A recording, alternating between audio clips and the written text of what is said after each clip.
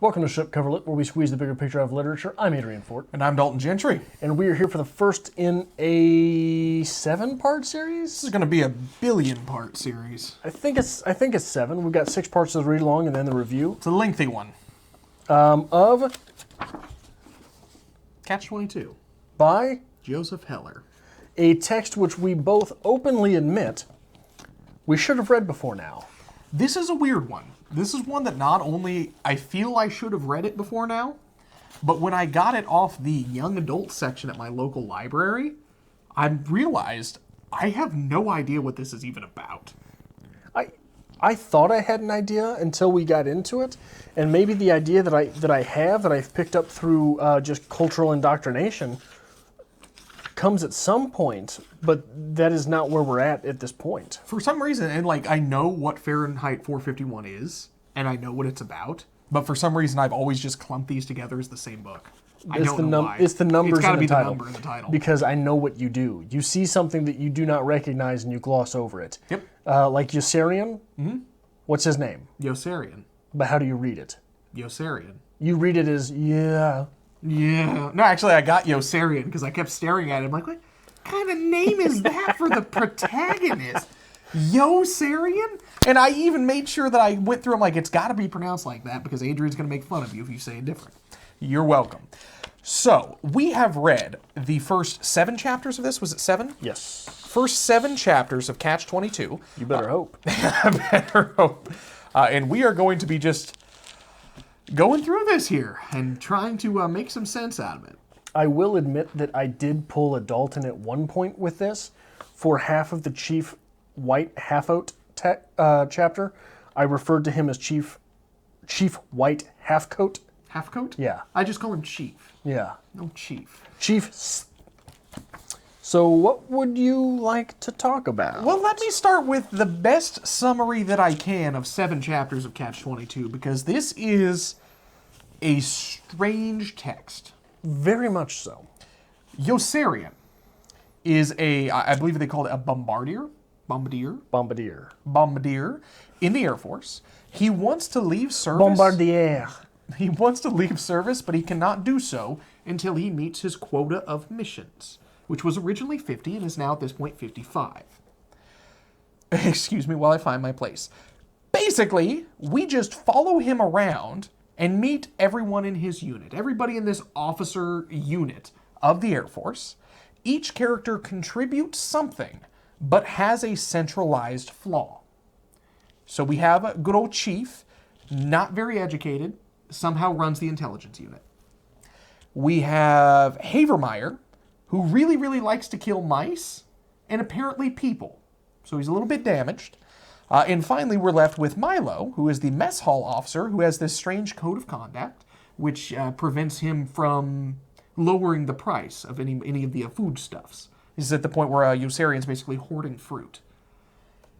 At no point in this wartime novel, beyond just one weird memory flashback type thing, Of a mission. do we get war. Right. This is a character study. This is Yossarian going through these different characters, and we are seeing the pawns of war, but we are not seeing the overall battle of war, which is an interesting take for a wartime novel.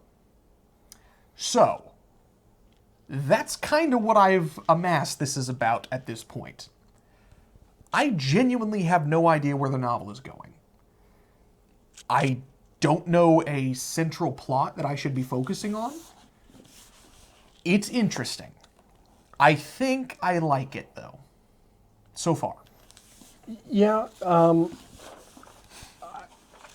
me, it definitely has potential. I would like to know a bit better. It feels a bit like, what's that book that you like that I hate about space?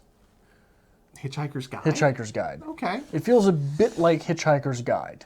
Really? Because it's so unfocused on direction, but focused on quirk. And I will say this is more focused than that, because it's focused on quirk and place but there's little direction, no plot. This feels very Vonnegut to me. Yeah, I think for me, Vonnegut feels very this. Okay. I think Vonnegut feels like, the way I would explain this so far, did you ever have to do stenciling in any of your high school art classes? Yes. It feels like, this feels like the plate. Vonnegut feels like the paint that you've run over it, right? Okay. So Vonnegut feels more sketchy. Okay. Vonnegut is more of a sketch than is this. This is more meaty than is Vonnegut. So there's a lot going on here, and there are hundreds of characters, and I don't know who to focus on. There's already 3,001 characters. It's ridiculous. Yeah. I think I kind of like it, though. We're getting a unique perspective through Catch-22, an opportunity to see the cogs in place of the overall machine. And we do talk a lot about the absurdity of war and the absurdity of what these people are doing. They're quite literally killing for a living. But all of them are focused on some slight little flaw, some weird idiosyncrasy within them. That's their focus. It's not worried about what they did. It's not worried about the last mission or the next mission. It's, well, he likes to eat peanut brittle and kill mice. Which is sort of...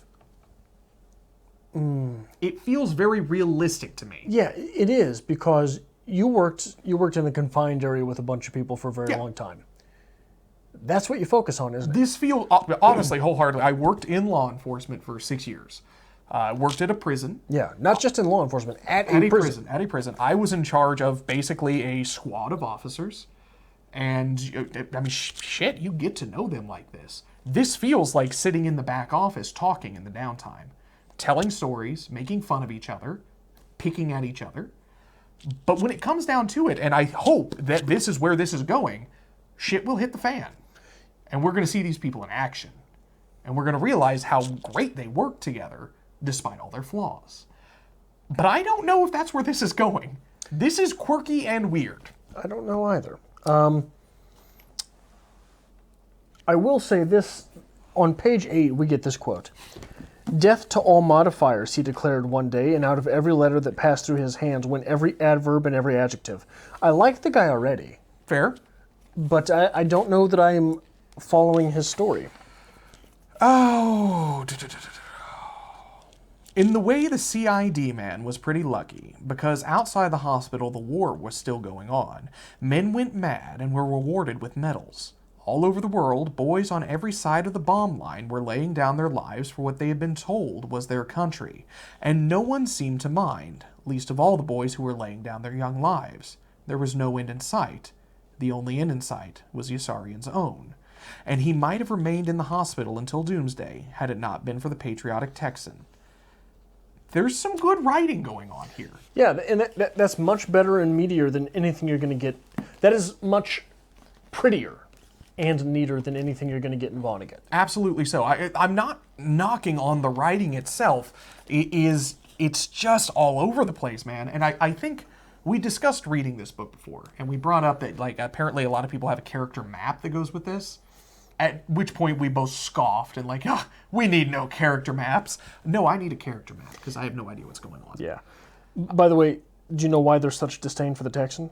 Why is there such disdain for the Texan? Joseph Heller's from Brooklyn. Ah, okay. Yeah. Glad you pieced that one together. Overall, though, if I can pick from what we've read, 7 chapters, what might be our theme here, it's from the end of chapter 4.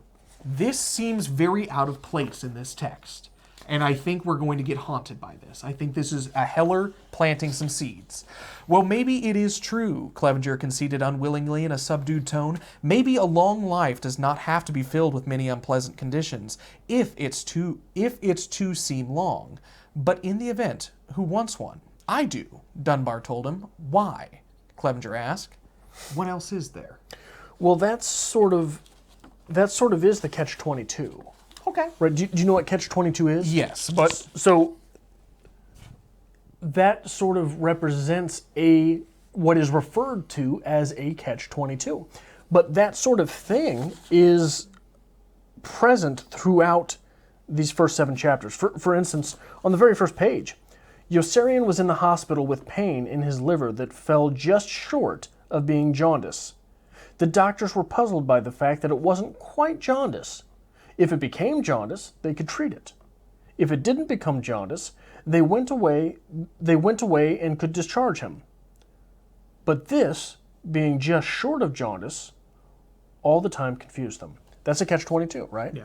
So that sort of thing keeps popping up. It does. And on 9, the captain was a good chess player, and the games were always interesting. Yossarian had stopped playing chess with him because the games were so interesting that they were foolish. So we have this building up of something to a peak, and then it just plummets off directly. Like, they're so interesting, they're foolish, right? We could, if it were jaundice, we could treat it, but it's not. And since we can't discharge him because it is not jaundice, he's got to stay here. Isn't right at the end, isn't Yossarian like basically prescribed to have all the fruit he wants because of his liver condition? Yes. Which he doesn't actually have? Yes. Okay. So yeah, we're back to that right at the end of our little reading. Yeah. He doesn't actually have the liver condition, but he gets the perks. Because he gets the perks, he doesn't like them. Yes. So he sells them. So there's a ton going on here. There's a ton. But there's just so much going on, it's hard to focus at any point. I genuinely think this novel's going to come out of left field and just hit you in the gut. Well, just to stay on that previous point for a second, we get the quote, Dunbar was working so hard at increasing his lifespan that Yossarian thought he was dead, right? The Texan turned out to be good-natured, generous, and likable. In 3 days, no one could stand him. Yeah. So you've got that peak building up to something that is the logical point before an illogical ending. Okay. I can't put my thumb on this one. I really can't. I don't know what to make of it just yet. I do think this is going to be a straight-up gut punch. It's going to be coming. Because at some point in time, we have to realize that these characters are all at war. People die in war.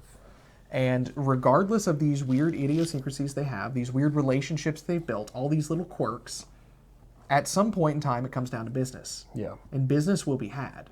And it keeps being alluded to. At one point they mentioned that Yossarian he evades quite well. He's a very hard man to follow, but you want to follow him because he'll keep you alive. Which is another one of those ironies. As compared to one of the other characters, and I cannot think of which one this was, who likes to swoop right on in and just get business. Oh, I can't remember who that was either. He's the one who, I believe he likes to fly low above the tents just to piss everybody off. Yeah. And I can't tell you what character that is, because there's so many. That's the unfortunate part. Yeah. Is it Havermeyer? It might be Havermeyer. I was just saying, or is it Appleby? I don't Anyway, I'm on page 46, which goes back to that previous point. I wish I would have led with this.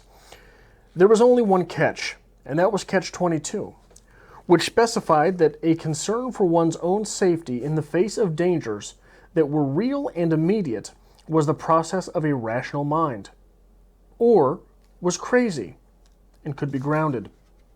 All he had to do was ask, and as soon as he did, he would no longer be crazy and would have to fly more missions. Or would be crazy to fly more missions and sane if he didn't.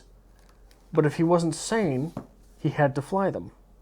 If he flew them, he was crazy and didn't have to. But if he didn't want to and was sane and had to. Yossarian was moved very deeply about the absolute simplicity of this clause of Catch-22 and let out a respectful whistle. That is Catch-22. That's the Catch-22. Absolutely. That's what keeps popping up in these little moments throughout the novel. And I think, honestly, what we're going to get to this point is we're going to have a lovely existentialist crisis where it doesn't matter what you do. Do or do not, you're going to get shot down. You're going to die. Yeah. And I think we're going to see Yossarian. He's not going to be able to evade death. I think that is going to be our big culmination with this. That is what we're going to get at, and he's going to come to the realization no matter what he does, he's going to die here. Well, you have to think, because the novel's set up the way it is, Yossarian dies, but the guy who buzzflies does not. Yeah. Like that's where you're sort of led to believe by the ironies that are highlighted here. But there are so many just simple, endearing things about this novel that makes you automatically just cling on to these characters. You enjoy these characters. They're interesting. And the stupid things they do are 100% realistic. The idea of calling up the prank phone call and just saying, T.S. Eliot. That is something I would have done at work. That is ridiculous. And when you are put into an environment where basically you're just sitting around waiting for something to happen, and at this point they're sitting around waiting to die, you're just going to find something to occupy your time. Calling up the general and saying, T.S. Eliot, is a thing. It seems realistic to me. It's endearing. This is setting me up for failure. Something bad is happening. Yeah, so this is written by a writer's writer. Oh, yeah. This is a person who has not only sat back and made observations about real living people, has recorded those observations about real living people, and has not only sat back and observed and then recorded observations about those real living people, he's put them at play in a world in which those idiosyncrasies are dangerous. Fair statement. So this is a full construct presented by a writer's writer. This is something that we seem to have gotten away from. This is something that we seem to, and I have to throw again shade towards Chuck Palahniuk. Chuck Palahniuk wants to be a writer's writer. Okay. Chuck Palahniuk is capable of astounding observations that are simply breathtaking when you realize how often you've seen something and never thought to put it in said words. But he never goes and incorporates them to anything that is ironic.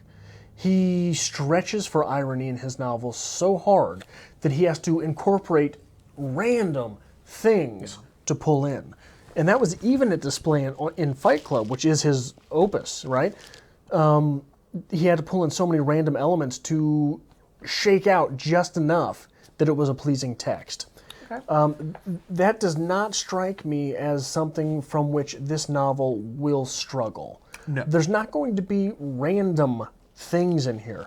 There will be random observations about people, but there will not be random themes thrown in. I don't believe. Okay. I don't know. I'm not going to argue in the least about Joseph Heller's skill. This is my first experience with a Joseph Heller text. Spot on, man. He is taking a very serious subject matter and presenting it in a very funny light. And in that, we've automatically started to cling to these characters. We built relationships with them. We trust in each one of them as they trust in themselves. I just don't know where he's going with this. It's a hard thing to put my thumb on. And I don't know. Are we going to get this wartime novel? Are we going to see these characters fall? Because if this entire book is just the officers walking around being officers, we're missing something. And I don't think it is. There has to be something coming soon. And it has to be soon. But the thing is, every time I get to a new chapter, I'm like, well, this will be it. Nothing. No. We get the same thing. So we're going to see where we're going with this. So my book does not have a table of contents. I am interested to see that yours does. Yes. So it is interesting to me to note that eventually some of the chapters are not named after characters. Yes. And the best way I could put this when I was trying to come up with, what am I going to say about this text? Because as of right now, I'm not sure where the text is going. This is 100% a character study. I went and saw the Matthew McConaughey film, The Beach Bum, not long ago. I expected something stupid, something funny. That's what I came in for. It was 100% a character study. We were just analyzing this person and how they interacted and the characters they come across. In The Beach Bum, McConaughey is Yossarian. I don't know if there's going to be a payout. This may just be that. But I don't know why people say this is such a great text if there is no payout. There has to be something coming. There has to be. What's the payout in Hitchhiker's Guide? Let's not go back to that. It's dead and buried. Is there a payout? There's at least some satisfaction for me. Okay. I'm 7 chapters in, and every single chapter I turn the page, I'm like, well, we gotta do something now. We never have gotten there. I'm afraid how far that's going. Well, I don't know if the author tipped his cap with the first line, which is at the same time interesting as it is infuriatingly cliche. It was love at first sight. First line of the novel, it was love at first sight. So I don't know if that is a tip of the cap. I don't know if that is just thrown in there. I mean, sort of a hell of an eye catcher. It is. But again, it is cliche. It is not just cliche. It is a cliche. But, you know, if you can sling a cliche like that as your opening line and have a payout in the end and make it worthwhile, you're doing good. I think it takes a little extra oomph to make it worthwhile. It is. And granted, this is a massive text. How many chapters is this? Do we know off the top of our head? I don't remember. A lot. 40-something? 40. You've got the table of contents. I'm looking for it. 42 chapters. 42, yeah. We're 7 in. We've got a ways to go. I'm not dismissing this just yet. I'm not saying I'm having difficulty following it either, because it's pretty cut and dry. There's just nothing to follow. The only thing you need to be able to follow at this point is who and what's going on with it. Which is the struggle in itself. It is a struggle in itself, the idea of a character map, because this is a Let's Read series. People are reading along with us. I would suggest it at this point start jotting down characters. I feel like I may do the same. Because once these characters start reoccurring, and if we start reoccurring in the heat of battle, I'm not going to be able to tell either of them apart. Yeah. I don't know what we're going at with Yeah. here. Anyway. This is a good quote. On my 59, what would they do to me, he asked in confidential tones, if I refused to fly them? We'd probably shoot you, ex-PFC Wintergreen replied. We? Yossarian cried in surprise. What do you mean, we? Since when are you on their side? If you're going to be shot, whose side do you expect me to be on? That's a funny turn. It's a funny turn. Book. It's a funny book. There's a lot of humor in it. But there's also some good stuff going on here that I think is very hard to address. Not saying anything about the military. I think the military serves a great purpose, does a great thing. But when you start to talk to people who have been in the military for a lengthy period of time, they start talking about the absurdities of the military. And that is what we're getting 100% in this. In fact, it's almost exclusively what they talk about. Yeah, absolutely. Am I wrong about that? Like, it's almost exclusively what is mentioned. And I think that's where a lot of the authenticity of this comes from, is this is 100% a bunch of military guys sitting around. This is exactly what I would have imagined, because sitting around with a bunch of former military guys, this is exactly what you get. Telling old stories, talking about the ridiculousness of the Catch-22 of the military itself. It's authentic. It is real. I just don't know where it's going, and it's bothering me. So you touched on something which I am looking to look at going forward in this text. You said a bunch of military guys, right? Okay. Guys. Fair. Does this feel a profoundly masculine text? Not necessarily. In the way that when you pick up Chuck Palahniuk, you want to put some dip in your lip and go hit somebody in the face. Does it feel like that? Can't say I've ever had that urge, but no, it does not. Which is ironic because, as far as we're going here, this is war. War is genuinely considered a masculine ideal. So you think you would get this, but no, this is very comfortable. We feel at ease with these characters. This does not feel like we're walking around, I'm assuming, a military base, because that's basically what we're looking at. This text never feels like steel toe boots. Good way of putting it. It does not. It is light. It is funny. But there's got to be something coming, man. That train is coming. And if it doesn't? If it doesn't, I don't know what to make of it. If I read 42 chapters of this, I'm not going to be satisfied with it. Yeah. There has to be some kind of development moving forward, which is very interesting. How many pages in my text here? We're in 90-some pages. 7 chapters. There's no character development. There's no change in character. Yeah, the only thing we are just presenting, this is this person. Well, you've got a little bit of character change. The soldier in white dies. Okay. Right? So that was genuinely surprising to me, because I thought the way this text is shaping up, I thought that what would happen is that guy was going to be in a full body cast the whole time, getting shit talked about him. Comic relief. Yeah, be a comic relief, and at the end, he gets the cast taken off and something prophetic comes out of his mouth.